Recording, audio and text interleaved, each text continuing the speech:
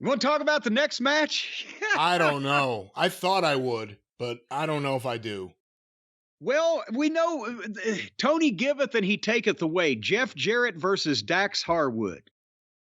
And I wrote at the start, at the bell, well, we know what's going to happen here. Dax is going to do the job because it's a single match and he's being penalized for being able to work with everybody. And now that they've signed him to brand new contracts, instead of coming out and trying to rehabilitate their image, he brings them out and beats them some more. But at least we got B-roll of the Briscoes versus FTR at the start of this. That's what I wrote. Actually, here's the quote. This will be the best, most professional wrestling match in AEW in either weeks or months, and Dax will lose, and the finish will be rotten. But you can tell the difference between these two guys and most of the rest of the roster as soon as they lock up. And there was a bobble early on where Dax missed a drop down and they just kept right on going instead of standing and staring at each other. And 30 seconds later, you forgot about it. And they had a match that made sense and they were serious and the work looked good. They did a legitimate 1-2 in the ring with punches, not the phony forearms. Dax, nice little Harley race headbutt off the top. And they went back and forth. I wish Dax wouldn't use a pile driver for a 2 count, but I guess that horse has left the barn.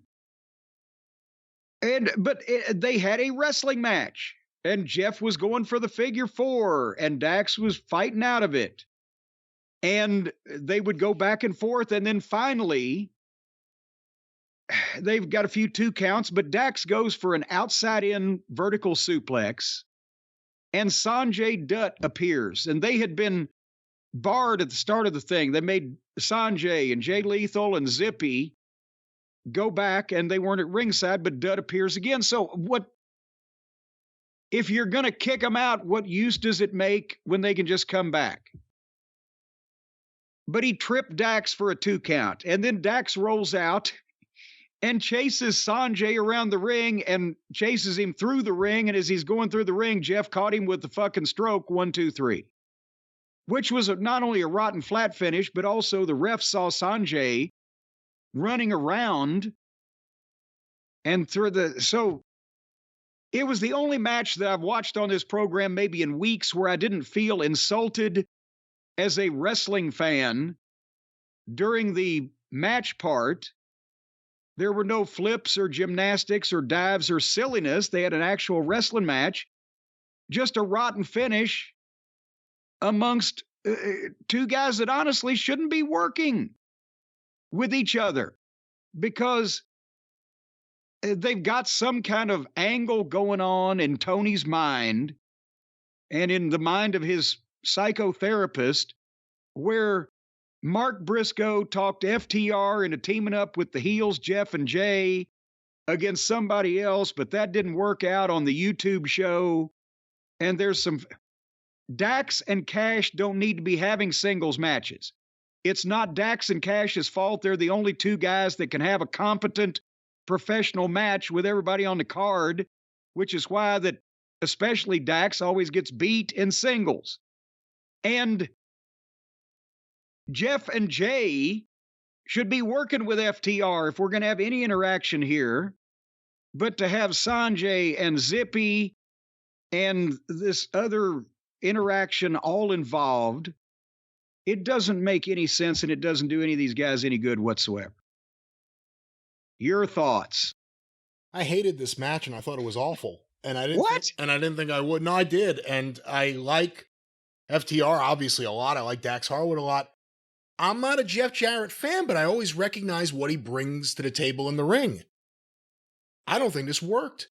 Whether it's due to injury or whether it's due to Jeff not being a young guy anymore, I don't know. But Dax looked like an old man to me in the ring there.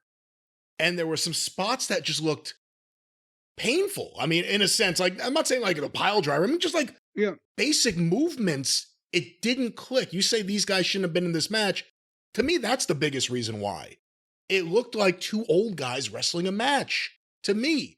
And I went into it wanting to see this. By the way, for the record, they had Cash Wheeler lose to Jay Lethal on Rampage. There's the creative booking for you to get the FTR Lethal versus Jarrett match. And by the way, same mistakes they made with FTR last time. They were the most over team in the company. They were getting big pops. So what do? We don't see them on TV. Then when we do, we break them up into singles matches. Yeah. Why? We want to see the best tag team in the world. Go do that to the Bucks. Go do singles matches with the Bucks. This is why the Midnight Express gave their notice in Dallas. It doesn't make sense. With Sanjay needs to be off TV. And I'm not saying he can't work for you behind the scenes if you think he's valuable, although Tony Khan's assessment of people working for him to me is highly questionable. But as an on-air character, Sanjay doesn't work. It's too silly. It's too goofy. Silly and goofy work if it gets a big response. No one's responding to Sanjay Dutt. No one cares about any of this.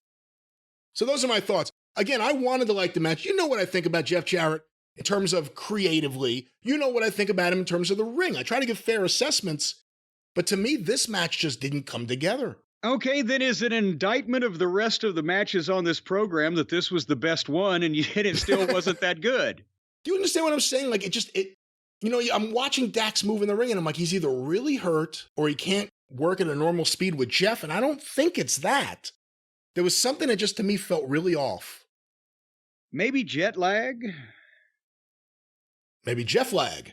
Maybe Jeff lag.